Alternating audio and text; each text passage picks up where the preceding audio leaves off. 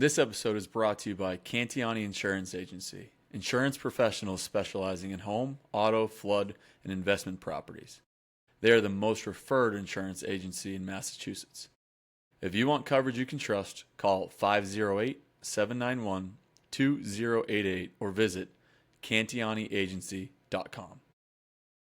We also welcome a new sponsor, Wizard Computer Services, providing outsourced IT and cybersecurity since 1997. Call 781-341-2222 or visit www.wizardcpu.com for more information. New England's cybersecurity experts.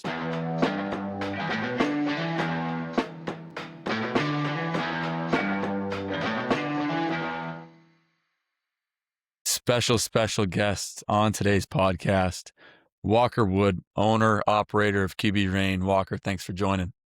Boys, thanks for having me. I'm happy to be here. We're super fired up.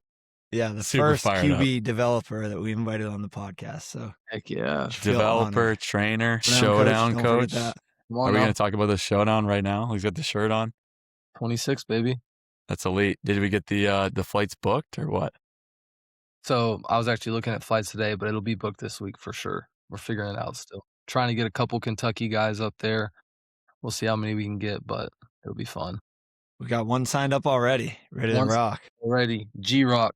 He's a stud. I got a couple more that I'm trying to get through the pipeline, but we'll see. In terms of the showdown, QBR, I don't want to bury the lead here.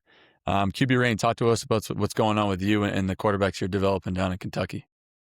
Yeah. So this will be QBR's fourth off season, so still a baby.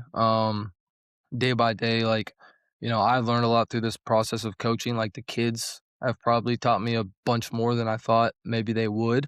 But we're trying to do the same thing that you guys have done up north. Like we're trying to create a culture, and my goal is to create a hotbed of quarterbacks in Kentucky. Kentucky was not a highly recruited area when I was coming out of high school. There were no quarterback coaches in Lexington, which is where I'm from.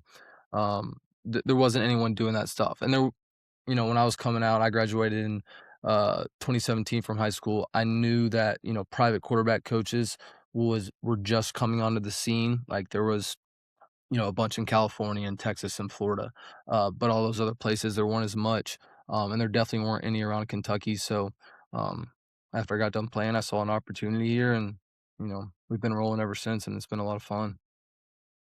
Yeah, I think a cool thing for me, like we touched base a couple of years ago, Coach Woody connected us. And I'll talk to guys like here and there, right? And they ask for advice. And I just stuck out like right away. You were prepared. You had so many good questions. And admittedly, like getting off that conversation, I think we talked for like an hour.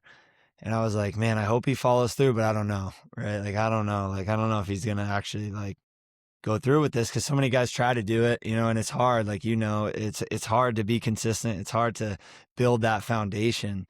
But just watching your journey over the last couple of years, and like not just taking like the advice that I gave you, but like being innovative and doing your own things and adding layers to it. Like it's been so cool to see. And like you have been consistent and you've grown, and now you got your own spot. You built the barn. We got to talk about that. That's pretty cool. But yeah, it's just been awesome, man, to see your journey and the growth that you've had. And you kind of stuck out to me because you're doing it your own way, and through your background of playing, we'll get into a little bit, obviously played at a high level and had a ton of success. You were a 3-star recruit coming out of high school, played at Kentucky, played at McNeese State, and then went on to coach as well. Like you have that background and you have the passion. And I think the passion stands out to me. And that was something when we invited you to come coach at the showdown, like you brought the juice, and it was awesome to watch. So just happy to have you on, and cool to watch your journey from. Yeah, well, man, I appreciate that big time. And like you said, Woody connecting us. I mean, like I knew who you guys were as soon as I got into quarterback coaching, because with the algorithms and everything on Instagram, I started making my quarterback account, and left and right M2 stuff is popping up, and you have no idea, but probably like 2 or 3 months into coaching, before I even knew Woody. This is before I went back to, because Woody wasn't there when I was a player, but he was there as a coach when I came back and volunteered in 23. I saw a drill that you guys were doing, and I tried to replicate it, ended up posting and tagging you guys, never heard anything back, and I was like, "If I just get a chance to talk to these guys, I'm gonna freaking fire off questions." Because I mean, I probably have 3 or 4 guys that I was always looking at their Instagram and stuff, and you guys were one of them. I'm coming home at night after sessions like, "Why the hell, like, can I not do this shit?" And I'm just sitting there scrolling through y'all feeds, looking at drills, trying to find little nuggets for what you guys are doing. So I've been watching y'all for a while, so it's cool to be on here, and it was exciting to be at the showdown last year, and I've learned a lot. And I agree with Mike. Like the biggest thing that stuck out is like, yeah, I know you were talking to Mike, separately and kind of figuring those things out as you got here, but the energy, shout out with you and Coach Dylan. My God. Like flight 2 was no joke. And there was something me and Mike had talked about, like, are we putting too much on Dylan and Walker's plate? Like they don't know each other. And then like it was immediate. You guys just clicked. So talk to us a little bit about like the energy that you infuse in not only the showdown, but like in your sessions and how important that is, as a leader of quarterback training, and then how important it is for your guys to kind of own too. Yeah, I mean, as far as the showdown and, like, being with Dylan, for one, like, Dylan's a stud, and I could tell right off the bat when I showed up, because I didn't know what I was walking into. Like, I knew that he was a guy that you guys had trained and he was a player, um, but I didn't know, like, what kinda guy he was, and, as, a player translating a coach, you don't know what that's gonna look like, and then he started coaching, I was like, "This guy's a player? No, this like, he's been coaching, like, he's ready to go." So it was fun, and then as a player myself, I was always a high energy kinda guy, and that's one thing that I've always tried to bring to my coaching style. So, kinda Dill was the same way, so it was easy peasy, and it was fun. I kinda let him take the reins. He's done the movements that you guys have practiced and was like, "Alright, I'm gonna sit here and throw in my feedback for, some movement stuff, some mechanical stuff, whether our eyes are in the right place or the wrong place and whatever it may be." No, I mean, I enjoyed it. It was a lot of fun, and then, a big thing that I took from the showdown after coming up there was, I always had high energy in our sessions, but like I talked to you guys after when I was up there last year, like, your players were, frothing at the mouth between transitioning from drill to drill, and I came back home and I told all my quarterbacks here in Kentucky, I was like, "That is the standard." Like, these kids are freaking like, they want more reps, like, they want to be coached hard, and I saw the culture, that you guys have created, and it's something that, I literally wanna copy and paste, like, that's what I want, like, that's how you want your kids to train. Yeah, I mean, the showdown was huge for me to see how you guys do things. Yeah, you were a huge piece of it, and definitely, you're locked in for the future. So you're part of the fraternity now. The Hell the yeah. the staff has Forever. been together a long time, and Lifetime you, yeah, contract. you fit right in. So you're locked in with it. We're trying to take it to the moon. Yes, sir. Dive back into your early days, like playing football, playing quarterback, and obviously, like we talked about, your passion for the game is evident. It's clear. Where does that come from? Was it growing up watching a certain player or a team, or was it your culture that you grew up in playing? Like, where does that love for the game, love for the quarterback position start for you? Yeah, growing up didn't even like quarterback, was not my thing, but always loved ball. Like, immediately I played basketball, baseball, football, but I was immediately drawn to football. The physicality of the game, the violence of the game, like, just like, when I was first started playing 7, 8 years old, like, it was just about, I'm trying to crack heads, and that's what was fun about football. You get to go out here and just have a bunch of fun. I was a huge LaDainian Tomlinson fan growing up, Adrian Peterson. I played running back and middle linebacker. To be honest, I thought my uncle, we'd go to my grandma's every Sunday, and my uncle would be like, "Tom Brady's a sissy." So I grew up my whole life, and my uncle's, putting in my ear that Tom Brady's a sissy, and he's really just doing that to mess with me. So, I always thought quarterbacks were sissies. Never wanted to play quarterback, and then in middle school, I was a bit of a natural leader, so kinda got thrown into the position. You're also not slinging it around too much in middle school where, I was running the ball from the same spot, but that's how I kinda got thrusted into the quarterback position, and like I said, always loved ball, but I say this all the time, but, like, my soul was lit on fire for the quarterback position when I was in high school, and I met my quarterback coach and offensive coordinator in high school. He was the first person to get me up on the board. start talking about protections, start talking about the little things that the best in the world do, like Tom Brady, and the way that they lead, the relationships they have in the locker room, and just how different of a kind of guy you had to be an elite level quarterback. And I was like, no, this is the position, right? Like you it's there's just something special about it. So when he broke it down the way he did, that's, I was bought in from that point. And then after that, it was just, meeting guys like you and trying to learn as much as I can. Talk to us about like your high school career and then that leading into you playing in the SEC. Yeah, so like I said, getting to high school, um, I was an athlete. Like, I played quarterback and middle linebacker in middle school. So I get to high school, and at this point, like, I was still in that like period where, at the end of the day, I just wanted to play ball. It wasn't just about being a quarterback. I just wanted to be on the field. And I ended up starting at receiver the first 6 games of my freshman year in high school. I'm like, yeah, I'm gonna ride this out, be a receiver. The starter and the backup get hurt midway through the season, and then I'm kind of thrusted into the quarterback position. We're doing some wildcat stuff, and I ended up finishing the last 6 games doing pretty well. Long story short, I get to compete for the job in the spring for quarterback, and now like I'm bought in. Like I want to be the quarterback, and I end up winning that competition in high school, and I was right place, right time. My ex receiver, my sophomore year, he's now playing in the UFL, but it's been on the Minnesota Vikings for the last 2 years. My left tackle was Landon Young, who played at Kentucky and now plays for the Saints. My right tackle was Jedrick Will. So I had like a crazy amount of just dudes on my team, and that gave me a chance to flourish. And I was also surrounded by some really good coaches. So I had a good high school career, and then wasn't like a huge recruit, but I was 5 minutes up the street from Kentucky, an hour away from Louisville. Louisville ended up being my first offer. That was when Coach Petrino was the head coach.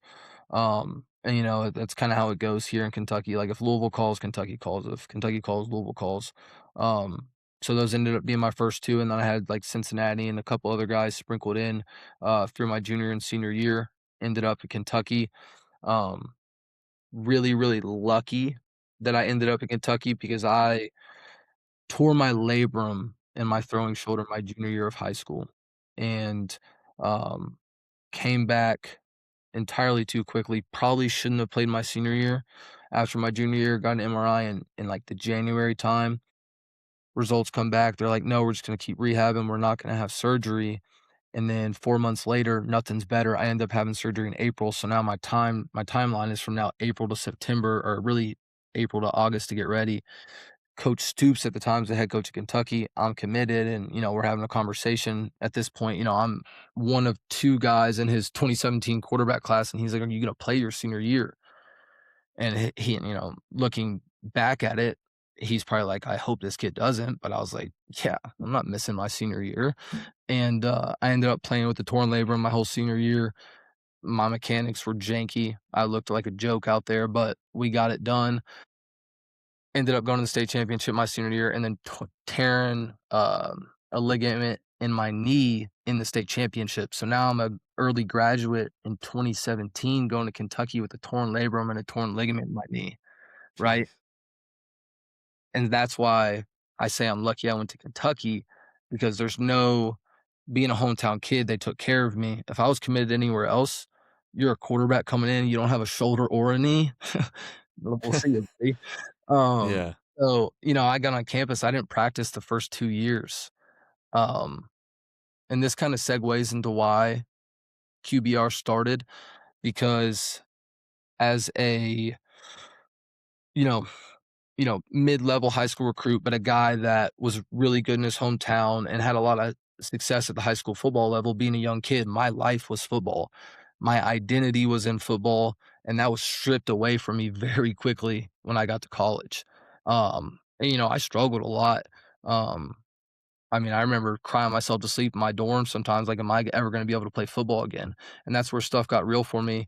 And I went through that process through the physical therapy and all that, and never really got to play much at Kentucky, but ended up leaving in 2017 after showing up my freshman year, coming in with the labrum surgery, have the knee surgery 5 days into my first practice as a freshman at Kentucky.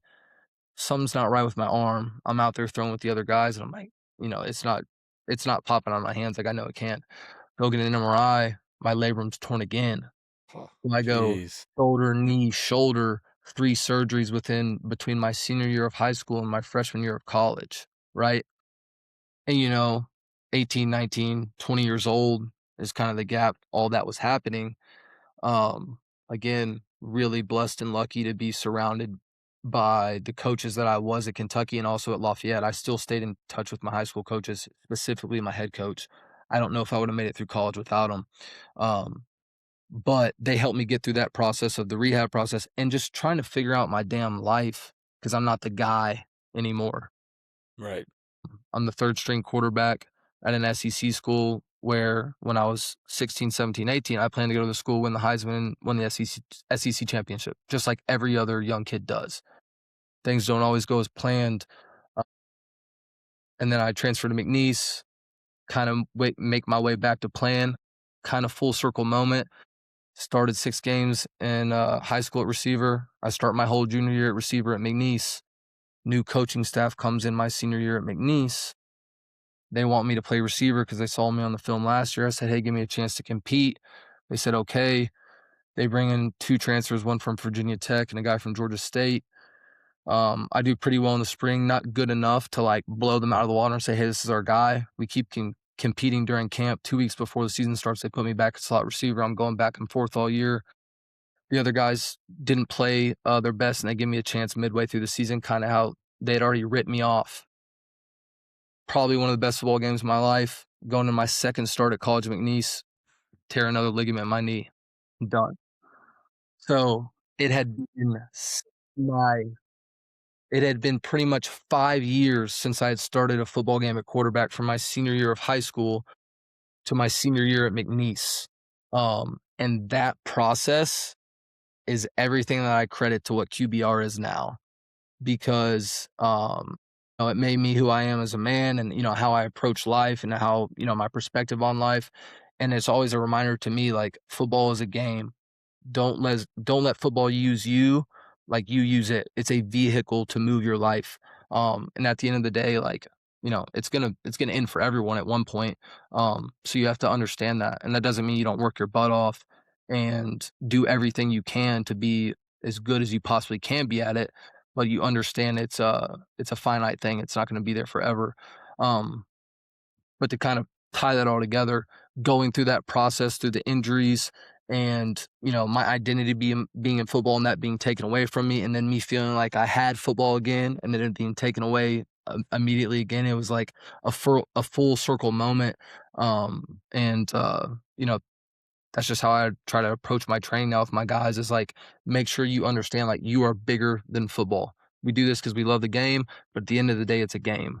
Um, you know, and that's the best thing about the sport, is that because of the trials and tribulations I went through, it's given me the confidence to walk through life knowing whether, I'm building QBR or, trying to be a good husband to my future wife, or a dad and my future kids. I have the confidence I can do those things because I've been through some tough shit, and football threw that tough shit at me. So yeah, that was a long-winded story, but yeah. That's an insane story is what it is, dude. I had no idea. I'm glad that you went through it. I'm glad we asked you, because that's nuts. I mean, I remember looking at, as we were, getting to know you early on and just trying to get your background. I was like, SEC and all these accomplishments in high school. But like, there's obviously a lot of skill there, and I didn't quite piece together what had actually happened. And obviously, learning from that and your injuries and your story it's an insane story of resiliency. And obviously with QBR now, like, you're mightily successful, and it's been super cool to see you, come up and grow and become really good at what you do. But you talked about resiliency, and then you touched on confidence. How important is that in the kids? And I know that you're talking about, like, it's a football versus life. And what's your approach to developing confidence in some of the guys that you train? Yeah. That's probably, like, I have 3 pillars that I talk about with all my guys. It's like, I want us to be, highly confident, mature people, and then highly skilled. Um, And, confidence is that first piece because without it, you know, whether you're playing in a football game, you're walking into a job interview, and these are all so, coach speak cliche things, and everyone hears all these things their whole life growing up. You go to every single camp that the NFL guy from your hometown comes back home and he says these exact same things. So they go in one ear out the other. So I preface I preface it like that because it's real. Like, I remember being the 16, 15-year-old guy hearing these things and like, whatever. And then you get, a little bit older and you start seeing how those things actually work out, and how confidence can play such a big role in your life, in every phase of life that, I can't even pinpoint and give a good explanation to how important it is. But that's the main thing that or one of the main things I'm trying to teach through quarterback play is like, you have to have confidence when you walk into a huddle. Can you command the huddle? Can you look your coaches in your eyes and handle mistakes and handle feedback, right? Like, if you can't do that, right, then, how are you going to deal with when you mess up at home with your family, your wife, your kids, or when you got to get up early and go to workouts at 6 a.m. when you don't want to do that stuff, learning how to do stuff that you don't want to do. There's just so many facets of football that translates to confidence in every other spot of your life, I think. Yeah, we try to talk to that with our kids, or talk about that with our kids too. Like, there's so much more, even in a session or in an off season. There's so many areas that you can grow in that are going to help you in this game, but they're going to help you in life, right? You're going to go and be able to be a good leader and have a good job and lead a group of people, a community, your family, right? And just being a good person. I think that can't be overstated, like, and that's something that we try to preach, and I've seen you do with your guys and do a really good job with. And I think for you too, like, your adversity, right? We talk about success and adversity and how it's going to define you as a quarterback. Like, your adversity through football has helped you grow so much as a human, as a developer, and now you're able to impact those around you. With that being said, just talk to us like about the beginning of QBR. Like, we know, right, with the beginning of M2 and how it started out. Like, I started out with one guy, and then two, and then three, and it was a grind at first. Talk, like, you have this idea in your head.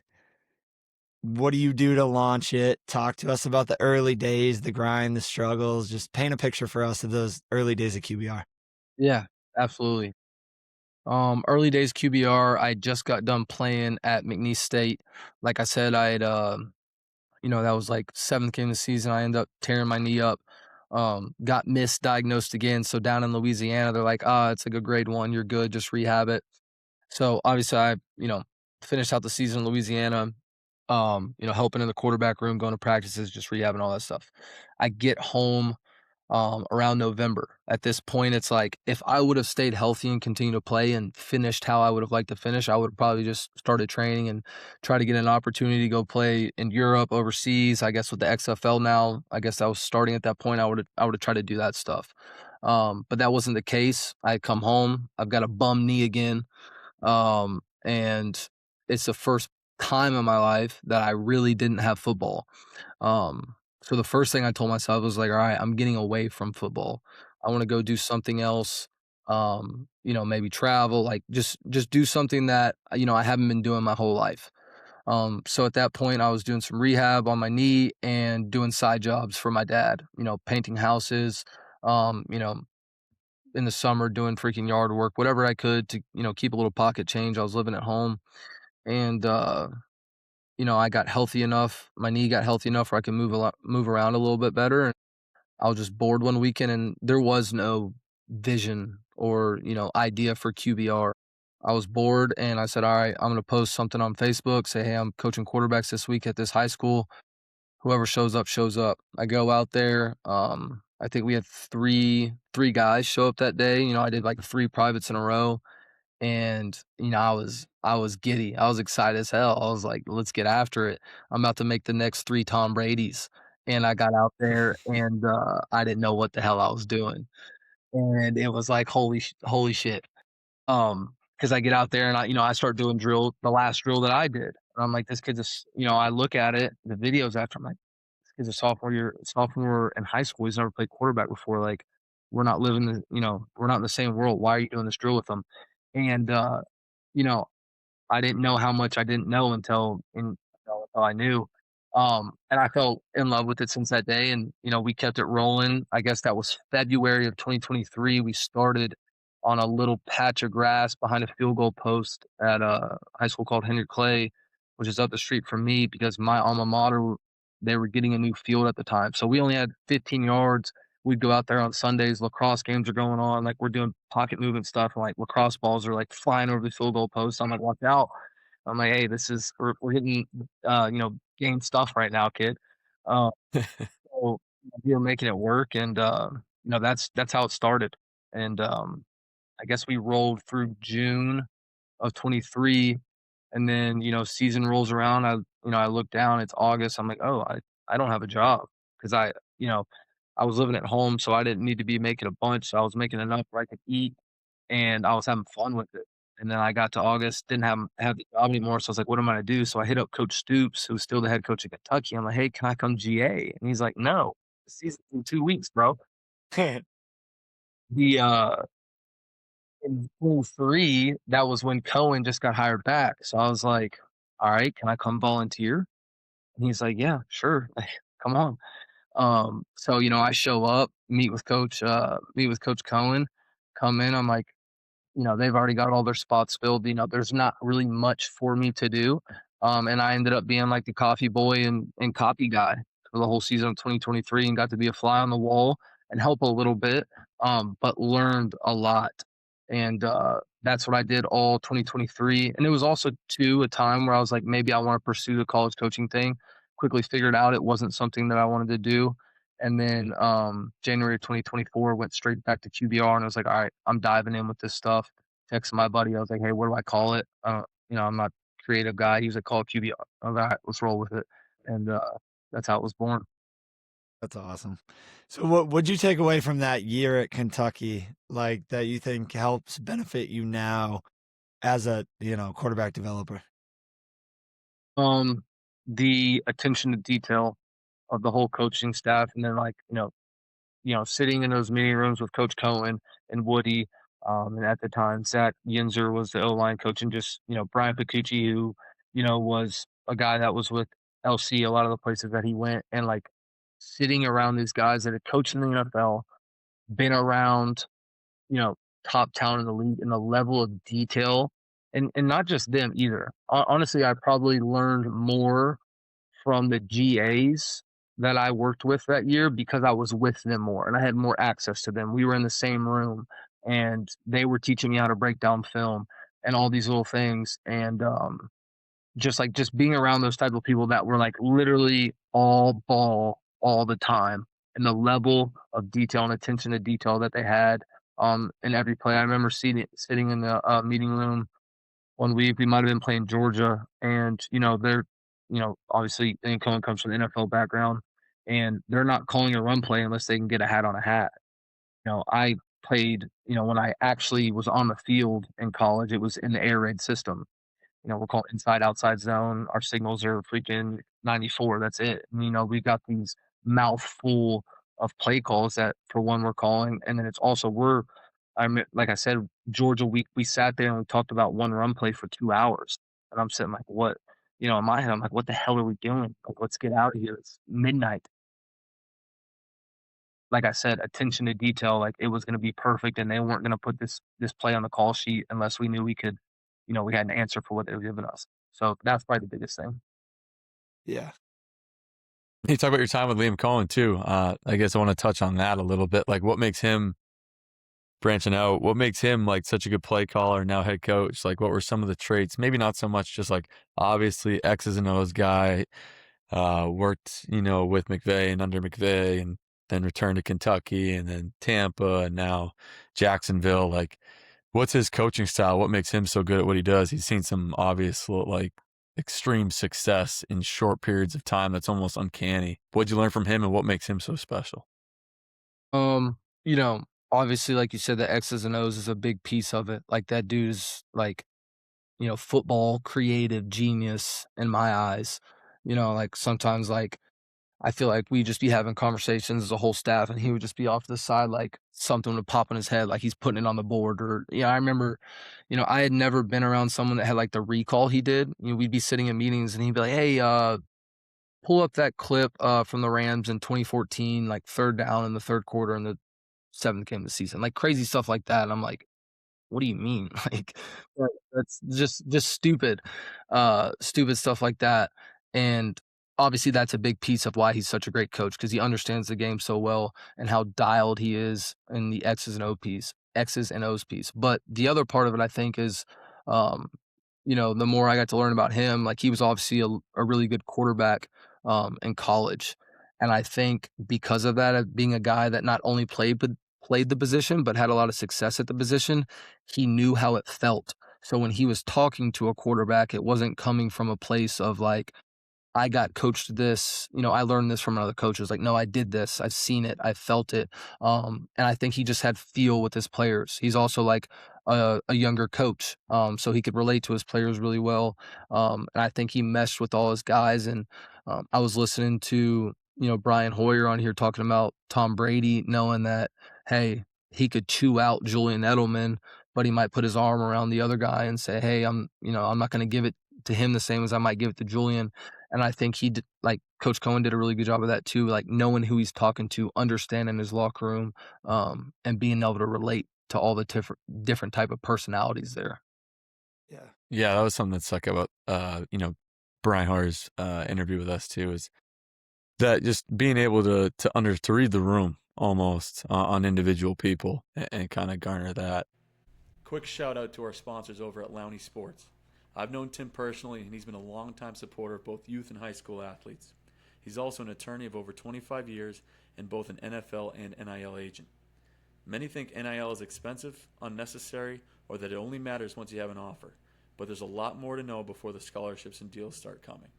To contact Tim for a free NIL consultation, call 617-733-8313 or visit lowneysports.com. M2QB Academy is also a Wilson brand affiliate.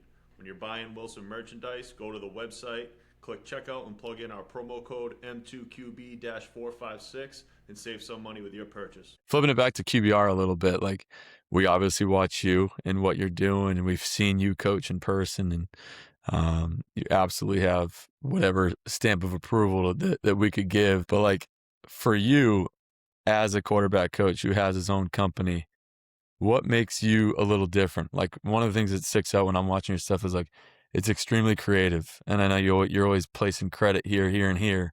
But like I'm not sure I've seen some of the stuff that you're doing in other places either. As a quarterback trainer, like how do you want to kind of, your style to be known as, and what makes you a little bit different? Yeah. I think I'm trying to rewrite that every single day. Like, I have a bunch of ideas, and I try to ask a lot of questions to people like you guys, and people across the country that I think are doing a really good job, and guys that I respect. And then I try to put my own little, seasoning on it. But like I said, I'm trying to rewrite that every day for, I guess, what, I want QBR to be known for, to look like. But we kind of already touched on it. I guess the biggest thing is like, I want to affect these kids, more than just football. Like really the number one thing about when kids walk in the door, like I know every kid that walks in is not going to go play college football or make it to the NFL. Now, I hope we have as much as possible, as many kids as I can possibly get to the next level and get their school paid for and go play it, in the NFL. That's everyone's dream. But I know that's not going to happen for everyone. So, when they leave when they leave high school ball or they leave college or they're done training at QB Rain, what are they going to say about me, and what are they going to say about their experience about training at QBR and how it helped them, hurt them, changed them, or what they took from me? So, every day I try to go into sessions and ask myself, did you do everything you possibly could to help the kid? How did they feel when they left the session? And then I always have like a statement. It's like you're always practicing something. Whether that's like, you know, if I'm being lazy on a drill or being a lazy coach where I could have went and grabbed this setup out and set this up because the kid needed it, but I didn't. So that's me right there practicing, it's maybe not the greatest example, but practicing being lazy. So they're seeing that. So, those are the 3 things that I try to live by when I go into sessions, and wherever those 3 things take me, that's where they take me. But I mean, I appreciate you guys for saying that, me being creative, but I really am out here just watching people that are doing a good job, damn near copying and pasting and trying to put my twist on it. Because at the end of the day, when I first started getting into this stuff, it was like I had all these different ideas and I was almost trying to reinvent the wheel. And I was like, there's a reason that guys are doing it at a high level, and you guys and other places around the country have some common denominators. And it was like, well, you're stupid if you don't try to have those common denominators in your program either. So it was like, we're going to do it how we do it, but, like, let's be the best at it and, train at an elite level. Yeah, I think Danny O'Brien talked about that at Virginia Tech, like, and just learning from people, right? Being a lifelong learner and taking the ego out of it. It's not like, oh, we're gonna do it my way, and this is the way we're gonna do it, and I've created this philosophy based off of, for you, it's like, oh, I played at Kentucky, I played in the SEC. Like, this is how they did it, and this is how we're going to do it. No, it's like, you're going to learn from all, and I did the same thing you did of like reaching out to as many different people as possible, taking little things from you're going to like some things that people do. You're going to not like some things that people do. And you're going to learn, what works for you. I think I was thinking back the other day is like, I think for the first, I don't know, 3 years that I was training kids, and if it was consistent with the same kid, like every single time I trained them, I would have a new drill, or I would have like the session. I would never repeat drills from the session before. And now that I think back on it, like, I think there was a lot of value in that because I learned so much of like what I like, what I don't like. And now like we're pretty set. Obviously there's variables and we change things and we continue to evolve, but like, we spent the first 4 years of just like throwing everything at the wall. What's going to stick, what's going to work, what we like and what we don't like. So I think that's super important. And just for kids to hear, like, be open, try to learn from as many different people as you can. You're not always going to like what people are saying, but you're going to learn perspective from so many different people. And that's going to help you in all aspects of your life. So I think that's a super valuable point from you. Take us inside of a QBR session. We walk in the door. Alex wants a private session from Walker Wood. What are we getting? Get me moving, let's get into the weeds here. What are we looking at? Get me moving. Well, I try to, if it's a private session, I'm trying to meet the player where he's at. So, if you're coming in for the first time and I've never seen you throw, it's going to be a little bit different than, our 4th or 5th session. Because after that first session, now we're going to understand where you're at, what you can do, and, what we need to lock in on. But one thing that I would say a pillar for like my training is that I think, and this kind of came from a guy that I trained with in college. His name's Ted Butler. He's got a gym here in town called Operation Athlete.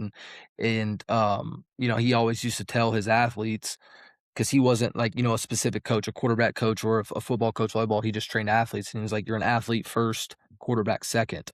And I took that to heart. So the way we warm up and move is kind of the same stuff I got from him. Like, we use tennis balls. We try to wake up our brains with like coordination drills and things like that. Because I think rhythm and coordination translate for one to any sport really well, but specifically to quarterback, because the way you move and the way that you coach needs to be smooth and fluid, and there's timing aspects to throwing the ball, and things like that. So like, if I can simplify that and dumb it down to like, hey, let's get a tennis ball going back and forth in our hand like this, I'm going to freaking do that to get us warmed up. So by the time we put a football in our hand, like, we're primed and ready to go. So, I think my warm up is a little bit different from freaking the way that a lot of people do it. Like, half my warm ups with the tennis ball, and we're doing like almost soccer drills, and we're throwing a bunch of different stuff in there. Then we get your arm warmed up, Al, get you going, see where you're at. The first thing I'm looking at, ERIR. Your arm path, right? Seeing how the ball is coming out of your hand and different things like that. And I'd take you through like our basic warm up and basic workout and see you throw on the run, throw standing still.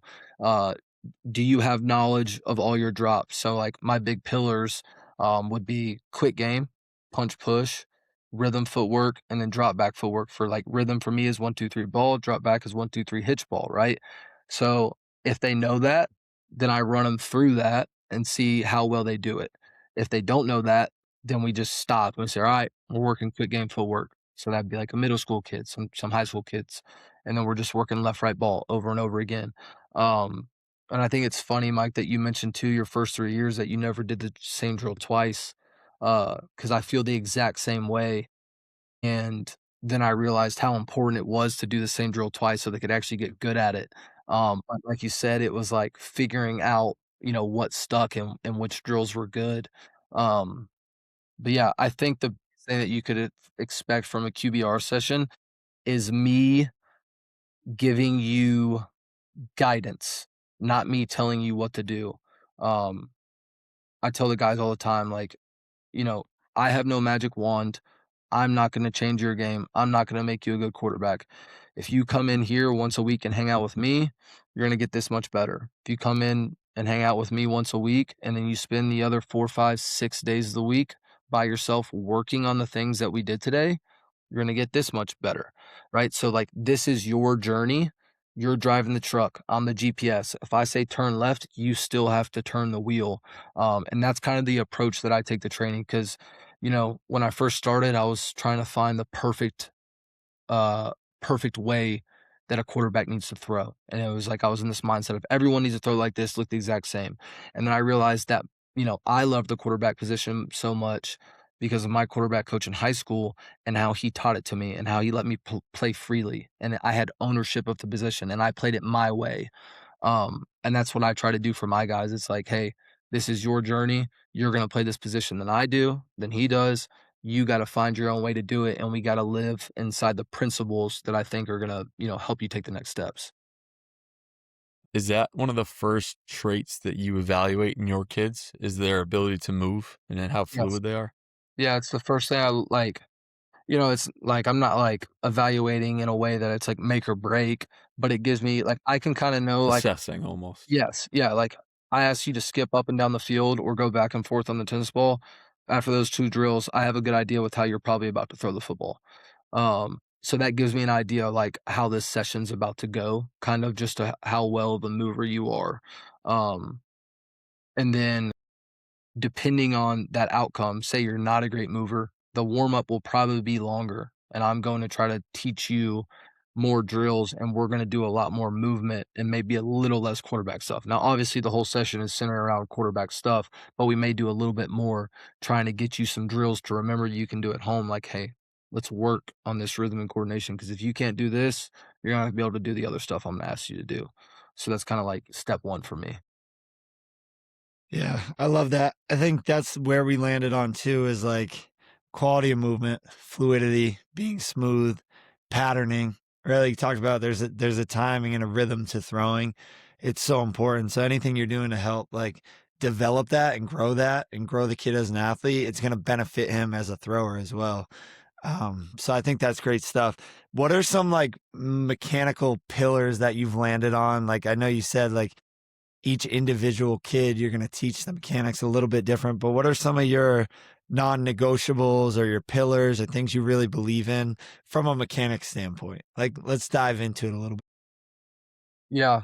I think, I go back and forth with the things that are like, number one to me, but the first thing that came to mind is like, how well can you stop? Right. And a great example I think I use with my guys sometimes is would you push the gas in a car that has no brakes? And they all say no. I'm like, well, why? Because if I push the gas, I won't be able to stop. Right? Same thing when you throw. You can't accelerate where you can't decelerate. So, and I also think that's a common theme with a lot of, young quarterbacks and new quarterbacks is that they're taught freaking everything goes at the target, point your toe at the target, follow the ball kind of deal. Um, and then, I try to quickly teach them, like, hey, to get this ball to jump out of our hands and have more command of the ball, we got to be really good stoppers. So I talk about that a lot and like how well can we decelerate? How well can we control our body? I always talk about, um, the ball is an extension of our body. If I can control my body, I can control the ball. I love that. And we're lockstep on that one, right? Like you said, you can only accelerate as fast as you can decelerate. And if you really want to generate torque and whip and get that ball to pop, it's the car accident, right? You see car hits the car in front of them, people fly out of the car, right? You hit your bike on the curb, you're flying off the bike. It's that sudden stop, and that ability to decelerate is going to allow the ball to jump out of your hand, right? So teaching kids to properly stop, I think, really beneficial. That's What else? What are some other things? that's definitely a day one at QBR is like you just said, like I'm always talking about, hey, you're in the front seat, mom slams the brakes, boom, you're going Yeah. forward. Um, you know, being able to hold tension and find balance in all your movements. That's a big thing for me. Like that tension piece is something that I know you guys, our guy out in California, Jose Moeller, like you and him have had a lot of conversations about tension. And watching the way that his guys throw and the way that he coaches it, I've learned a lot from him and being able to hold tension throughout our throw. And one of the cues that I give a lot of my guys is like, I want you to feel like you're growing or feel like you're getting filled up with air as you throw. Like, I don't want you to finish this throw and be small and your back be collapsed or your knees start kissing. Like when you throw and your leg swings around, I want to be big. And then probably like, I probably should have said this first, but the easiest way that, I explain to every single kid from youth to high school to college is like, if there's one thing you take from today, I want you to be in a freaking triangle when you leave, right? If you're throwing the football, your body should make a triangle shape. If you're moving in the pocket, your body should make a triangle, because that's going to keep us balanced and help us hold that tension and help us stop and do those other things we want to do. So break it down for our listeners. What do you mean when you say be in a triangle? Yeah, so, if you can imagine a quarterback standing there and he's got the ball right there in the middle of his chest, he's standing up, he's about to throw it downfield. The top of his head would be the tip of the triangle, and then his base, the distance between his 2 feet would be the base of the triangle. You see a lot of young quarterbacks and guys that, don't have the coaching, they might throw and then their head goes over their front foot or outside of their front foot. If I freeze frame that image in a video of you throwing, you're not going to look like a triangle anymore. So you lost your shape. Or maybe you step up in the pocket and your feet get really close together. You're not a triangle anymore. You've lost your shape. And what that translates to is losing balance, and then translating to losing control of your body, losing control of the ball. So that's like the biggest thing for me, and like the simplest way to put it is like, hey, if you can do anything today, be a freaking big triangle all day long. Yeah, that's awesome. The narrowness too in base is like something we see all the time. It's like to a point, right? It's gonna get you losing your base and then becoming too narrow, and then water finds its level, and all of a sudden you get long on your stride because you're overcompensating, all that weight shifting forward. I'm glad Mike had you explain that to our listeners because I became a listener for a second there. And continuing off of that and your training style and the things that you believe in, kids always ask us for drills in terms of like, how can I do this or how can I do this? I'm always of the belief that like, yeah, there are always drills. Like if you look at block training, right, and you're trying to, do the same thing and you know what's going to happen and you're trying to create an outcome versus, ensuing a little bit more chaos. How do you structure that in the session? Like, do you balance, and it could vary from group to group, but like randomness in training versus block training and guiding the outcome? How do you balance that? Yeah.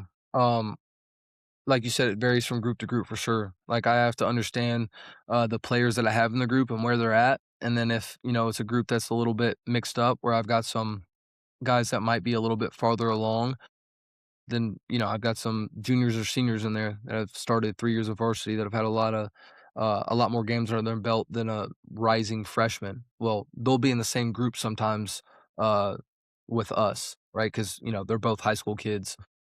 The younger guys got to rise to the occasion, and we're going to train fast, and I'm going to throw out quick and fast cues the whole training session. And then I'm going to make sure after the session that I get back to you. Like right before you leave, we're going to talk and I'm say, hey, did you feel this today? I'm going to try to pick one, maybe two things. Did you feel this? And I'm, you know, the more and more I've coached, I know I have to coach, but I'm also a really good reminder is how I put it. Like, I'm not gonna throw a million different things at you in one session because I don't wanna overload you, but I'm gonna remind you about the same thing literally every single rep. And I see, like, kids almost get, uh and I try not to be monotonous about it, not just saying it to saying it, but saying it with a purpose, and then reminding you like, "Hey, I know you know, but fix it. I'm reminding you for a reason. Like, I'm Yeah. not going to take this rep and not tell you that you did it wrong, like, you did it wrong." Um, so yeah, that's a big piece, and then, yeah, I wanna trade it I wanna create as much game-like feel as I can, especially with my guys that, are pretty dialed in on their mechanics and things like that. Like, we wanna get freaking game-like pocket movement, game-like looks with concepts, trying to get people and, using other quarterbacks and receivers that are at the session to fly through windows to get this guy to progress to the next thing, and talking about the timing, of certain concepts and where this route needs to be hit, whether it's throwing with rhythm footwork, okay, it's not there, progress to the next route. Like, um, a big thing I talk about when we go through our drops is we always tie our drops in with concepts. So like we're not just gonna take a drop and throw a route unless we're really focusing on a mechanical piece. And it's like, hey, we're throwing a seam right here, but I need you to focus on your front foot being stable on the ground. Now, that's more of like a private session kind of thing. But if it's a group session and we're working an across the board read, we're working left to right or right to left. Like it's, hey, first step, I'm confirming coverage. All right. Let's say I've got my 10-yard out to the boundary and I've got a dig and a curl to the field. I know I'm working left to right on my first step. If I see the safety roll high, I know I'm probably getting cover 3 pre-snap. I know the corner's off. I'm banging my 10-yard out in rhythm. If I see safeties go off the hash, that's telling me I got cover 2. I don't even need to look at the corner. So you just take your second step, stay in rhythm, and then now you need to hitch to your dig. Backer gets under the dig, we're going to the curl. Like those are the kind of conversations we're trying to have in sessions. I've got a board in the barn. We call it the dojo now, or the big purple. Big But perp. we try to get on the board and freaking, hey, this is what we're working, this is how it's got to look, and try to make sure they understand that stuff, so they can go execute it when Fridays, Saturdays, or whenever they're playing. Yeah, Yeah, I if think you that's don't follow Walker, I was gonna say if you don't follow Walker right now, like you should in terms of X's and O's and chalk talk, and that's something that you've really kind of dove into on the socials as well as is helping these kids visualize what you're talking about and what you're seeing and going through terminology. But I just wanted to make sure that that was clear on the podcast today too. Is like you're doing stuff that we haven't, we don't do a whole lot of on our socials. So someone that you should be looking for that type of information is Walker, QB Rain, because it's good stuff and it's stuff that the high level guys need to see, hear, and understand. So Yeah, well, I appreciate that big time. I'm sure there's going to be some guys that listen to this who are probably like laughing over that point because the chalk talk stuff on social media um is funny because it like you know, half the time it's for me. Like it's me drilling myself. Like, can I teach this? And I did like a bloopers video last year where like I'm sitting there, I'm throwing the board on the ground on my windowsill because I'm pissed off because I can't talk or teach it in the way that I want to teach it. So it's been really good to like share with other people. But half the time too, like before this call, I was doing a virtual call with one of my quarterbacks, and in the middle of the session, I was like, I've got this messed up. So I called my coordinator from McNeese when we were talking about protection. He's on the phone. I got the player on FaceTime. Um, so half those chalk talks. That's why I was saying there's probably some people laughing because they're like, he's calling me before he makes that chalk talk to make you know.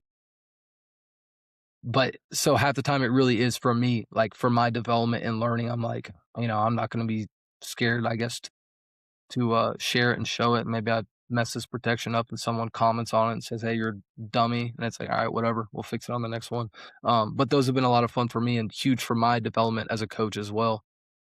Yeah, we try to tell our kids that is like talk through it and teach it as if you were a coach because you learn so much from that. Like you said, you learn so much every time you're doing the chalk talk, and it's for you as much as anyone. Same thing with our kids. Like we want them to be able to talk through the mechanics, the fundamentals, the reads, the progressions, pre-snap process, post-snap process, like vocalize it, verbalize it, record yourself, right? Job interview style, like put yourself in uncomfortable situations and be okay with failing. Have the humility to understand, like, with failure comes growth. With failure comes opportunity to learn, and I think that's why you're seeing yourself have success as a coach, is because you have that humility and you have that understanding. Like, yeah, I'm going to do things that might not be right, but I'm going to work to fix them each time I do. And I'm going to learn. And if I'm teaching something now that I learn maybe like can be done better, I'm going to have the humility to show my guys, like, okay, look, I know I've been coaching it this way, but now I feel like this could be a more efficient way to do it, and I'm going to move that route. And I think as coaches and developers, that's extremely important. Because if you're stuck in your ways and you're coaching at year 1 the same way you're coaching at year 10, then you're probably getting left behind a little bit. Yeah, 100%. And I think like we talked about, like, with the chalk talk stuff, I think it's just, and social media too, like, especially today, there's, like the influencer like route and all that stuff. That stuff can be goofy, and I feel like it's goofy sometimes too, but it's also at the same time, like, don't take yourself so serious. Like, a little bit of, you know, what would be the embarrassment can be good for you sometimes. Like, you can deal with being uncomfortable, getting something wrong in Oh public. yeah. Um, so that's the kind of approach that I've taken with the social media piece of it. Um, because, I see a lot of guys like Coach Dan Casey and stuff, like, doing really dope stuff on football, and I'm like, he probably knows a lot of ball because he spends all day preparing those. So it's like, I Yeah. can help myself learn some ball if I wanna make a cool video. So, And humility is an underrated trait, right? Even in terms of like what we do in quarterback play, like the best kids that are really good for a reason. They're really good, but they continue to take feedback and they continue to train relentlessly. And it doesn't matter how good they are or how they've been in the past. They want to get to how good that they can be. So even today, like I DM'd you about one of your things, and I was like, "Why are you setting the strength here? Like, we set the strength to the tight end. This is how we do it." And it varies, and you still learn, and there are all these things that are going on and influence it and factor it. But um, in terms of the quarterback traits, like humility is something that we talk on and we harp on a lot. It's like, dude, you can't be too good for feedback, and you can't be too good to get better, right? We got a lot of good kids, and you do as well. And the best ones share a trait, and it's not talent; it's their ability to continue to want to learn and to get better. yeah, they're hungry. Just like the kids that come in that are hungry, they wanna work, they're the ones asking questions, working on the stuff outside of the sessions, like, those are the kids that you see grow. Um, yeah, and then they're the fun one to coach too. Absolutely. And I think it was you, right? Talked about like being too cool. Like, don't be too, you Hmm. can't be too cool. Like, can you talk about that? Because I thought that was such a good take. And I What think, was the clip? like, There was a clip like the slow getting the ball off the ground, or it was something, but it Uh, was it I was think we I me and think Mike I know talked what about it you immediately. We're like, this is freaking awesome. Yeah, I think I know what you guys are talking about because I think I've hit on, like, that same kinda, like, subject a couple times. But, that's one of the things that just drives me crazy when I see a kid come in, especially, like, it usually doesn't happen in private sessions, but you'll see it in group sessions sometimes, yeah, like, for sure. the kid kinda, like, walks around, like, maybe he is the top dog, maybe he's one of the better guys, and, like, he's looking at the other kids in the session like, "I'm the guy around here," and it's like, "Bro, like, who do you think you are? Like, don't be too cool for school." Like, at the end of the day, like, you're not competing with anyone other than yourself, right? And it goes both ways, like, maybe you aren't the best guy in the room, but if you can be better than the version of you yesterday, then you're winning. And then, like, you keep stacking those days over time, let it takes you where it takes you, but then you can at least put your head on a pillow at night and go to sleep because you gave it literally every single thing you got. The kids that come in, and are too cool for school and don't wanna ask the questions, and don't wanna run to the next drill, um, like, you guys are they're wasting their opportunity and, a time in their life where they have all these resources. Like, they go to camps and then don't ask questions to coaches at camps. Like, if I'm going to the showdown at M2, every single coach there, I'm asking a million questions. What was it like being in the meeting room with this guy? What was it, where did you play? Where did you coach? That's another thing too that I find huge, like, for, like, my kids is, like, teaching them how to communicate. Especially I said this when I first started coaching. I remember, like, me and my buddy, you know, he played receiver with me in high school. He was the one that, you know, really started QBR with me. His name's Matthew Guilfoyle. He does some other stuff now, but great coach if he ever starts it again. But we used to do these Sunday sessions, and after, you know, 3 or 4 weeks, I would sit there and I'd be like coaching, I'm like, these kids are silent. Like they're either not having any fun or they like they don't know how to communicate. And I'm like, what's his name? And they're like, and I'm like, you don't know his name. You guys have been here the last 4 weeks together. So then at that point, like I made it like, you know, one of my things, like when you walk in the door, if there's a new quarterback here and you've been here before, like you're going up to him, you're shaking his hand, dapping him up. Where do you go? Blah, blah. Like you guys got to start talking to each other. And now it's bit me in my ass because now they don't shut up when we're in but it's still good to see, like, you know, learning kids to like get them to communicate, because to play this position, you have to be able to communicate. And then anything else in life, like if you're not a good communicator and you can't talk, look people in the eyes, listen, talk, you know, wasting your time. So that's a huge thing for me too in sessions. Yeah, we actually had a kid this weekend, a youth kid.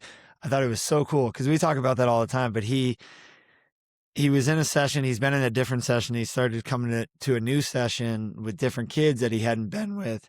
And he was in his line. And I heard him without cueing him or talking about it at all, like going up to each kid in his line and introducing himself. I'm like, hey, what's up? What's your name? Like mid drill as everything was going on. Like, and then that kid would jump up and he's like cheering him on and giving him feedback and like hyping him up. Right. And making those other kids feel good about himself. And I pointed that I made a point to like address it with the whole group after and give him a shout out, because it was awesome to see, like, not only did he go out of his way to do that for the other kids, but it impacted the other kids in a positive way and they brought more energy from it. Like, I think the communication piece and the camaraderie piece is something, like, especially for us this off season, that we've really tried to like actively work on, and we've seen a huge difference in kids. And it is funny because you do get those groups where the kids are just like not talking at all or communicating at all too.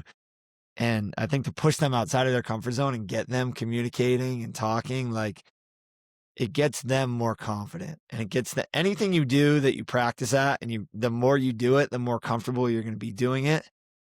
So do it in that session, right? We tell kids all the time, get outside of your comfort zone. Like anything you can do to make yourself feel uncomfortable. If you're not comfortable communicating or being a leader, like let's work on that in this session. So now when you get back with your team, like you're going to feel so much more confident to be able to execute that. So I think that's a really good point. 100%. Yeah. Yeah, dude, it's the best because I've seen it too from like, we see it every day, but it's like a kid who's hasn't had that level of conversation or confidence or doesn't talk to kids, and he'll just throw just a dog shit rep, and he's like looking at his hand like, oh, it slipped. But then you see the kid that has had those conversations and all the other kids are like poking fun at it, but he's loving it, and they're, you know, it builds that confidence. Like, it's okay for me to fail hard right here, right now. I'm training. It's not 3rd and 4 and we're in the high red. We have to convert. We're at M2 and it's January, and I'm trying to get better and become the best version of myself. That allows kids the flexibility to do that versus the kid who's like jacked up in his ball carriage. He's sweating and you know, it's like his brain's not working because everything's going so fast for him, because he hasn't had that type of dialogue and he's not comfortable with those kids. But I think just it allows for new growth and new ceilings. And seems like a silly thing, but like Mike, who was talking about, Alexi, who trains with us, and he's just a stud, dude. Like, he's one of those kids that continues to lead groups, but he's also does it with tempo. Like, that's one of the other things that, like, he does is like, he introduced himself to all these kids, but then when he takes the rep, he's the fastest taking the rep and he's pushing the tempo, because part of it's probably because of the confidence that he's built just through his communication and just being open with people like that. Yeah. And that's cool to see too. And then like another piece I want to hit on before I forget that you said was like, hey, it's March. We're at M2. We're trying to be the best version of ourselves. It's not 4th and 2. I can miss this throw. I can fail in front of my peers. And like Mike hit on it earlier, like fail fast, fail forward. Because like I encourage guys when they come in to train with me, I'm like, dude, if you're not missing throws in here, my drills aren't good enough. And or you're like you're not pushing yourself, right? Like if you're not missing throws, I feel like I need to challenge you more as a coach and say, to bring it home. Every kid that walks in, but I tell them, do not be afraid to miss in here. Like I want you to miss. That is a part of training. You are here to fail, right? Now, when we go play the game, let's hit everything. But right now, like you're learning, you're supposed to fail because you have kids come in and they, I say it's they get good at being bad. They build a bad habit and figure out how to get it there and things like that. I'm like, we're done with that. We're trying to do something new. If you miss the throw because we're trying something new, I'm good with that. I'm completely fine with that. So I thought it was cool that you said that because I try to encourage that a lot. Yeah. I think the failure piece, right? Like, for us, in a way, it's an evaluation, right? Like we're gonna put you in such a hard scenario or multiple hard scenarios to see what you fail at. Where do you crack? Yes, you look good in shorts and a t-shirt. Yes, you look good in a rhythm 3 and working through your progressions, right? But when all else fails, right, and when things start to go wrong, where are your inefficiencies? And I think you find that out through failure. Like we tell all our kids all the time is you're going to learn the most from the things that you're failing at in here. Like we could make you feel really comfortable and put you in really good scenarios and get you feeling really confident. And we are going to build up your confidence, but your confidence is going to come from understanding your failures, right? And working on those and attacking your weaknesses. And how do you do that? You put them in really tough scenarios and see where they crack. And okay, and now let's sharpen that, right? Let's let that be our iron now. And that's something that's really worked for us. And I think it gives kids the ultimate confidence when they can really identify their weaknesses. And then, sometimes for some kids, then they become their strengths. So I think that area is like really important to talk about as well. And then like Al, you touched on the flying around piece, like the infectious energy. Like in an ideal world, we never walk on the turf, right? We're always flying around, like, because kids are looking for opportunities to stand out at camps. Like that's how you do it. You get the coach's attention by being the first guy up. You jump right up. You're always dialed in. The coach says something once, you know the drill, you know the details, you know every aspect of it because you're intent and you're paying attention and you're leaning on every word that he's saying.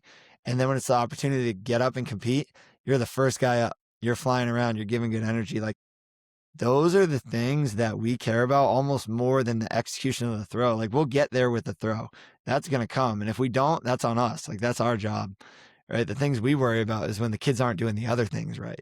Right. And that's where we try to stress those aspects of the training. And I think those can all be accomplished in a training environment. And those are the things we focus on more in the past couple of years and seeing great results from it. So I think those are all good points that you bring.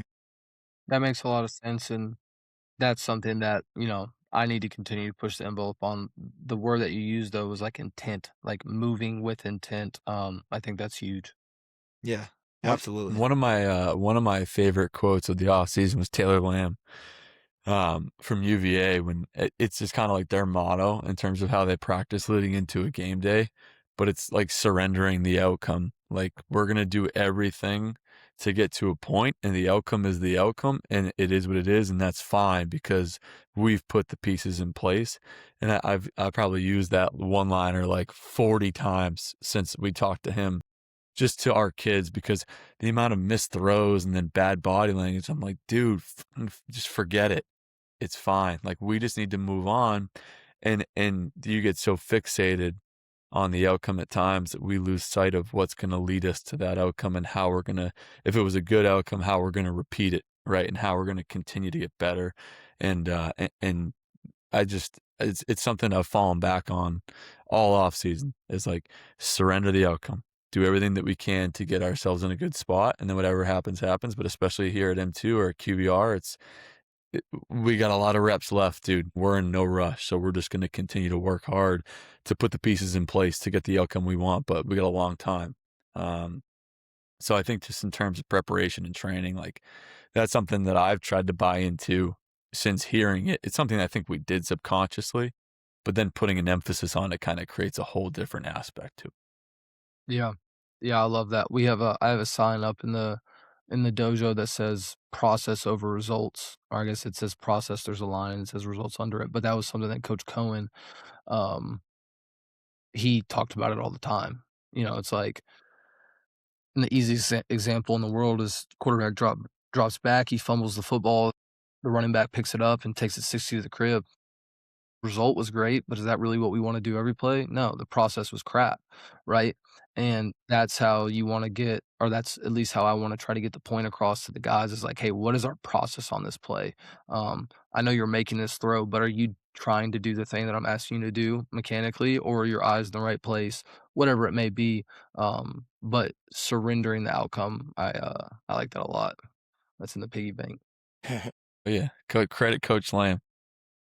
To the process piece, like I thought that was such a good point too, and even intent, like two kids can be doing the same drill, right? And one kid can actively like 5x his development versus the other kid that's 1x just based on the intent and the focus of every aspect of the drill, every aspect of the coaching points that you're trying to pick out. Like there's so much nuance and so many layers to like how you train. And that's something that we try to preach to our kids. But you saying that just made me think of that. Like when you can be really intent with how you're training and how you're moving and trying to, like for us with our drills, like a lot of the times there's 4 pieces to it. Like I always tell kids, and I think Al, you brought this up, like, if you nail all 4 pieces to this drill, that's an 100%. If you just hit the throw, but the 3 other pieces you failed at, that's a 25, right? Like that's a failing grade, where a lot of kids put so much weight on just the outcome, right? Of just the throw. And if it's a good throw, they're happy with it. But the reality of it is you're missing 3/4 of what we're trying to accomplish. And it's each quarter that is just as important as the next to complete the whole puzzle, So I think that's cool that you brought that up, and definitely something that we try to stress to our kids. Yeah, that's like you said, intent. And I'll nerd out for a little bit. I think Jose is actually the one that showed me the book, but it's called The Talent Code. Have you guys heard of that?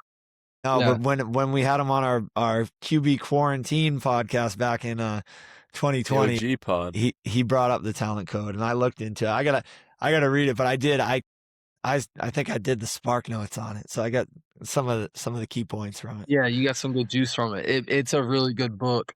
But one of the things they talk about it in the book is, and I'll probably botch this, but it's called like myelin, and it's like, I can't even explain it, but what made me think of it was when you said moving with intent. A kid's doing, you got 2 kids doing the same drill. One 5X's the drill because they're like they're active, they're present in it, like they're aware of how their body's moving, and then they're asking questions after the rep, like internally to themselves, instead of just going through the motions.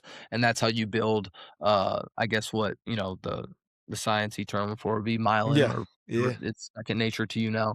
But reading about that and seeing that, like, that resonates big time. Like 2 kids doing the same drill, completely different outcomes, the way that they approach it and the intent that they have doing it. One of my favorite moments of our off season was actually a Coach Woody guy now, Alejandro Pimentel, the new AP. We had a day, I had been training him for a few weeks, and then we had come together, me and Mike were working together one day, and he was there.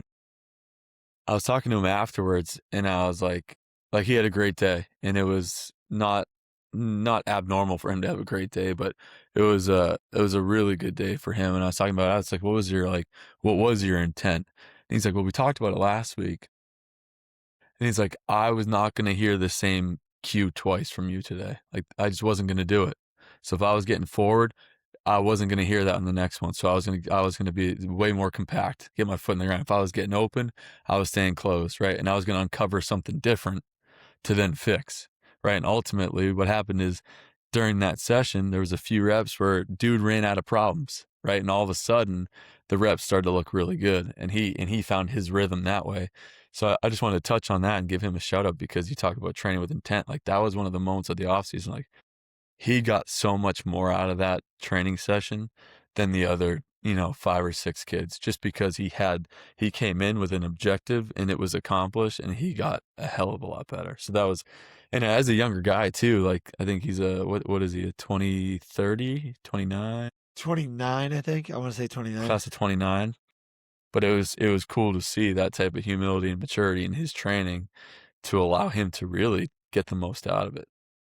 Yeah, that's sick. That's really cool though. Elite. So, talk to me. Looking at your bio, going into Kentucky. Oh no. You had the flow, man. Why'd you cut it? Dude, that's an epic picture. We're gonna have to clip that and throw That it was up. crazy flow. Crazy I got flow. a better one for you to clip that isn't on Kentucky's website with the flow though. But I don't know, just freaking like I said, I was struggling, dude. Growing out the beard, drugging out the hair. Got to have a new look or something so I could fit in somewhere. I remember I didn't do a good job taking care of the flow either. That was the first time I ever grew my hair. I remember walking into a team meeting and I was in the front row, middle of the meeting room my junior year. And Stoops walks in, like he starts the meeting and like starts talking and stops and looks at me. He's like, "Damn, son, you all right?" Like, "What's up, coach?" He's like, "Your hair looked terrible." And we all started laughing and he was cracking jokes and stuff. But no, when it was time to transfer, I was like, "Yeah, we're cutting the flow. We gotta be all business at this next school." So that was probably the biggest reason. Mike mentioned that too. He's like, when he went to McNeese, all of a sudden it was different. I was like, at Kentucky, he was like, he fresh off of Woodstock, and now he's, sharp and I need to lock that in. high and tight, but locked in.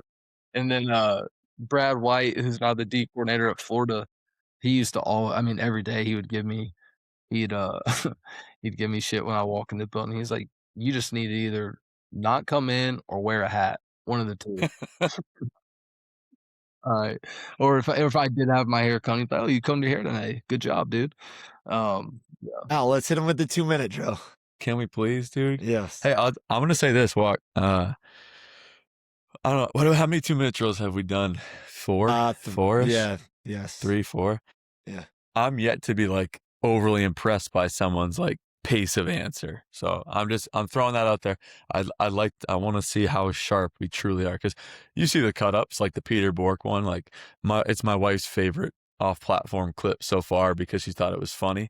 Like, if you were actually on the podcast like doing that with Peter, like that was a struggle. Like, people's calling timeout, spiking the ball, dude, just fighting to see another day. So all right, I want mine clipped, no edits, just straight across. No edits. Drill. Here we go. But before we do the 2-minute drill though, I got one hot seat question for both of you guys. Okay. Because you guys asked me, so I want to bounce it back. You guys can't have the same answers.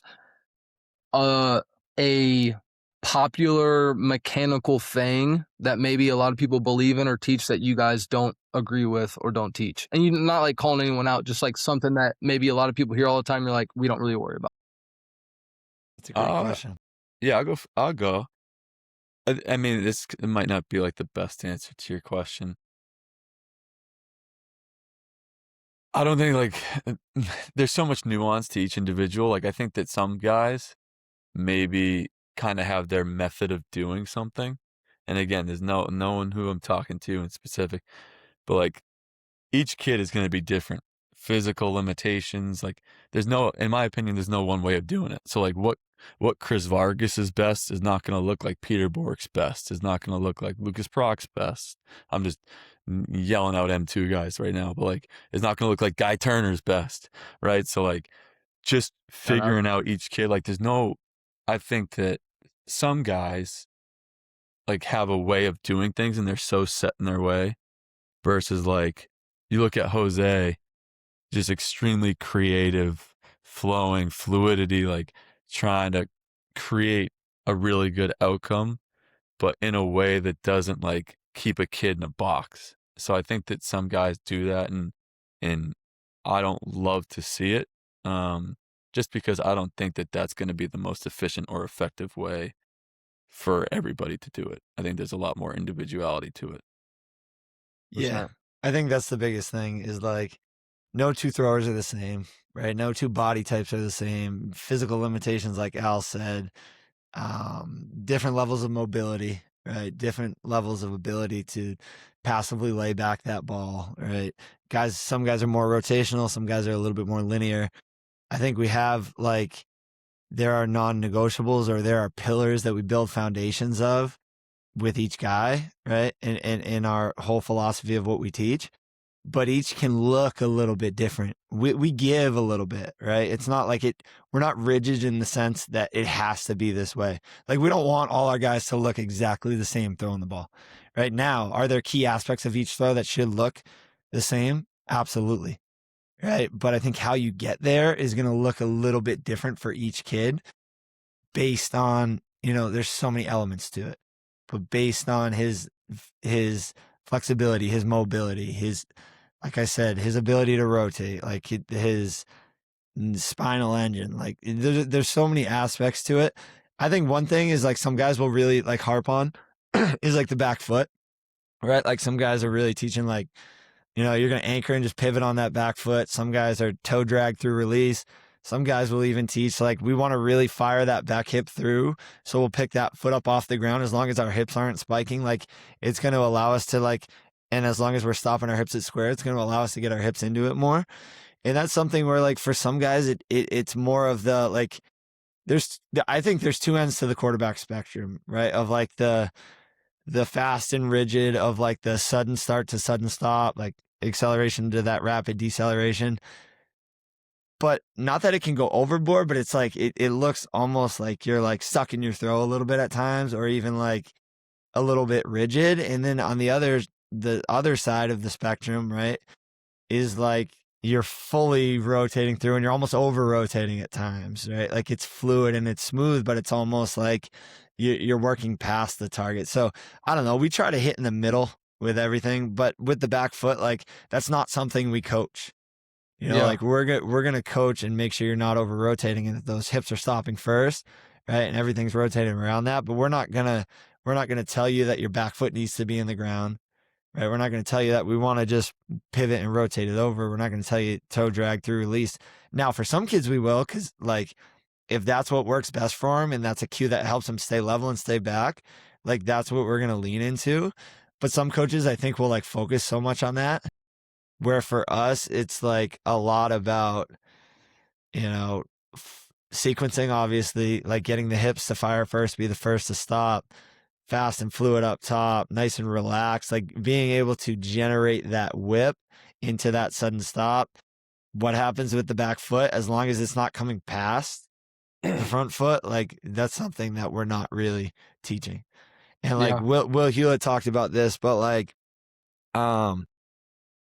teaching from the inside out, like, meaning like I'm gonna work, and a big focus for us is like from the hips out, right? So like, we're gonna focus on the hips and build out from there. So if we're worried about like the back foot or the wrist, and those are the main coaching points, but like the hips aren't firing properly and aren't sequenced up, like, then we're missing the main point, the big picture, right? So we try to work from the hips out, and find like the two main things that are causing the quarterback to fail, and like, let's focus on those things. And a lot of times for us, it's the hips aren't firing properly, or the weight transfer, right?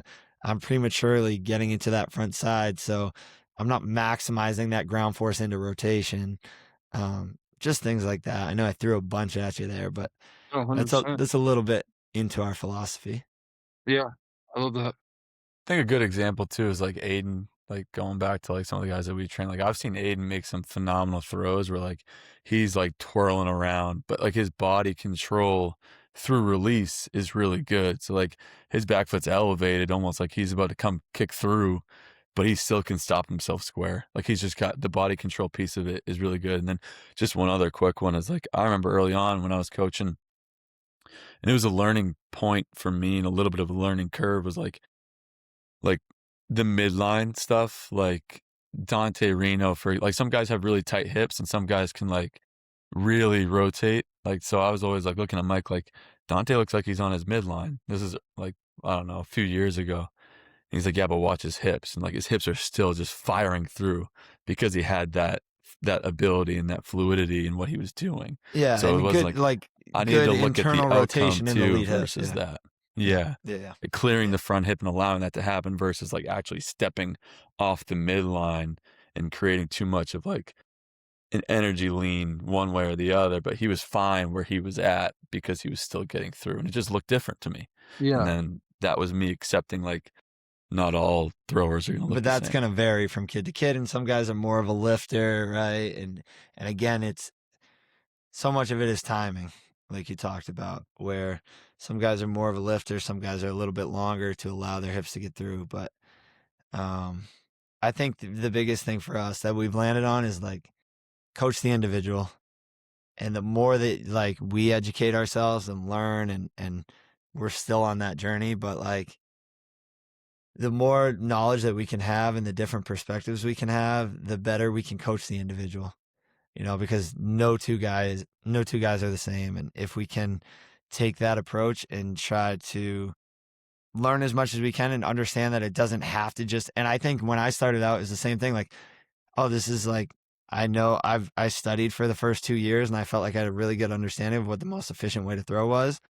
But then there's so much nuance to it. Like the more you learn, you actually realize like you go back and look at some of the other stuff that you used to think was like outrageous. And now you're like, okay, maybe I can understand that a little bit more now. Like maybe I can use some of that. Like you almost like revert back to like some of the things that you thought were crazy before is now it's like, okay, I see maybe why he was doing that with this guy, right? So it's funny. It comes full circle. In your phases in development and growth and learning, like, I don't know. It's wild. Every Like day the it's different. devil's advocate piece of it can be super important too. Like just trying to look at it through another lens. But Yeah, I do that with Al all the dude. time. I know Walker's like planning out his 2-minute drill in his head right now. He's I not know, that's what I'm listening to a saying, word dude. we He's say. like, he's called the longest timeout in history. All right, 2 minutes on the theoretical clock. Mike, you kicking it off? Yeah. All right, here we go, Walker. Hardest defense you ever faced? Male junior year high school. They were all dogs. Like they had like 22 guys go play college ball. Most athletic, maybe not the toughest. Coach you learned the most from. Vandy's going to take offense to that. That's probably a good point. Single coach you learned the most from. Alex Matthews, my offense coordinator in high school. Favorite route concept? Love dagger with a glance on the backside, 3x1. So we're going rhythm to the dagger, and then if safety comes down, rolls weak, then we'll go to the dagger to the field side. Favorite movie? Good Will Hunting. Walk into the barn, what music is playing? Ooh. Depends what day. It could be some house music or some old school Wayne. Why purple turf? Good deal, looks cool. Your favorite quarterback? Tom Brady. Pineapple on pizza. I give him a shout out. Pineapple on pizza. Pineapple on pizza, yes or no? Absolutely. Pineapple, bacon, and ham on pizza. There we go. Finally. That's freaking what advice would you give to a 12-year-old quarterback right now? Go work on it by yourself. Go play. Go have fun with it. Best quarterback in the 26 draft class? I might need a timeout on this one. You got a timeout. You got one in the bag. Come on, dude. Team me up, man. This is my timeout. Pause. First guy was Mendoza. I don't know if he's the best. Ty Simpson. All right. Going with Ty. That's a good answer. Ty Simpson. All right. I love Ty Simpson. One drill every quarterback needs. Just shuffling back and forth, triangle drill. Shuffle back and forth, working your pocket movement. Don't let your feet get close. All right. Walker Wood has a child. If you were going to have him study one NFL quarterback, who is it? Matthew Stafford. Too bad James isn't here. I know. He'd be fired up. Oh, man. I might need to call a timeout now. I had a great one queued up, too. I've been thinking about him, too, all day. No. I have it right here. All right. So, Walker, you ready for this? All right. It's going to be a big one. How do you simplify the game for younger quarterbacks? I try to relate to, like, put myself in their shoes, and try to make it as simple as possible. If we're talking about the difference between man-to-man defense and zone defense, a lot of younger guys have already played basketball, so I'll compare it to that. Hey, when you play man-to-man defense in your church league, you got the red band, you guard the guy with the red band. Same thing here. When you're in zone, you let that guy go. So just try to simplify it as much as we can. All right, last one for me. Friday Night Lights or college football Saturday? Friday Night Lights, brother. No brainer. I didn't have the most successful college career, so I'm a little bit biased. Friday Night Lights was my thing, but also my friends that are playing in the NFL right now or had really successful college careers, a lot of them would say the exact same thing. There's nothing like Friday Night Lights. There's nothing like playing with your boys. I think it's the last time that football is truly like just pure. So yeah, Friday Night Lights, 10 out of 10. And before I move on, I said male was the best defense because it was the first time I ever saw a cat blitz and I got wrecked. So those other games, I probably played better defenses, but I was more prepared. They threw some stuff at me that I'd never seen before. So I was like, oh shit, these guys are the real deal. That's it for me, man. Yeah, you nailed it. I got one more question for you. You can elaborate on it a little bit more, but if you were able to look into the future, you see QB reign in 5 years, what's it looking like? I think it looks like a lot of guys that when they come home, they come back and train, they help out the guys that are coming up because we built a community around QBR that people feel like, I didn't just train here for a year or 2 or 4 years or 6 years, whatever it may be. But I'm, like a pillar of, someone they go see when they come home. I know that, one of the guys that I train with in college, I regularly go see him. I regularly keep up with him. I want to be that guy for players that go through my program. I want to be that guy that even though you're done playing, you still stop by the gym, see who the new guys are coming up, say what's up, come back, give your piece of your experience. That's probably the main thing. I want them to leave QBR with the kind of experience that they're never going to forget it and they want to come back and help grow it. Yeah, and you're building that foundation right now, and it's so cool to see. No doubt in my mind that's going to come true for you. Just thankful for you to be a part of our journey and obviously helping out at the showdown, but we're learning just as much from you as you are from us. So I'm just excited to continue this relationship and continue to grow together. And it's been awesome, man. And that was great stuff. Ton of really valuable information that our kids are going to really eat up. So we appreciate having you on. Yeah. Well, I appreciate you guys and appreciate you guys having me on. Like I said, I'm always watching both the Instagrams, keeping up with all the guys and trying to learn as much as I can from you guys. So I really appreciate it. One last thing. Where can our kids find you? Where can your kids find me? So on Instagram, QB Reign, just QB and then REIGN. On Twitter, it's going to be the exact same thing, QB Reign, but all capitals. And then on TikTok, I want to say TikTok thing, but I'm not sure. I'm trying to get into the TikTok world. I still don't have one. Yeah, you and Dylan's a big TikToker. Is There Dill? you go. I guess chopped it up so well. Better not get on TikTok and see Dylan doing a bunch of dances in the indoor, wherever he's at. If you do, please send them to me because that's elite. And then you have your own version of the showdown. Talk to us about that quick. Yeah, it's like I said earlier. Like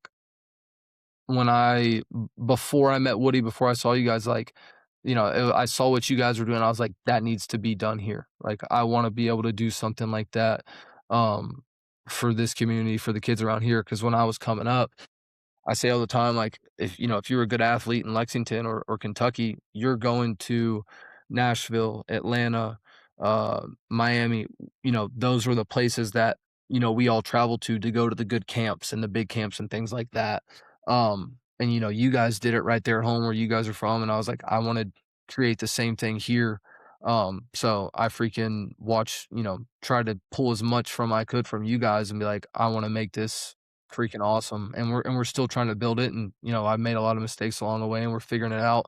But being at y'all's showdown last year was freaking huge and showed me how to do it the right way. And, it's one of the best camps I've ever been to and been a part of. So, believe me, I learned a lot. So we're just trying to recreate what you guys are doing.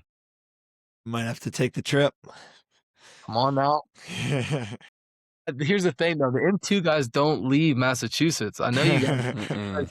You guys got Especially so much. Al. I don't know the last time Al's been on a flight. 2016. Are you serious? Yeah, I don't fly. So like, it's He's really like not John Madden.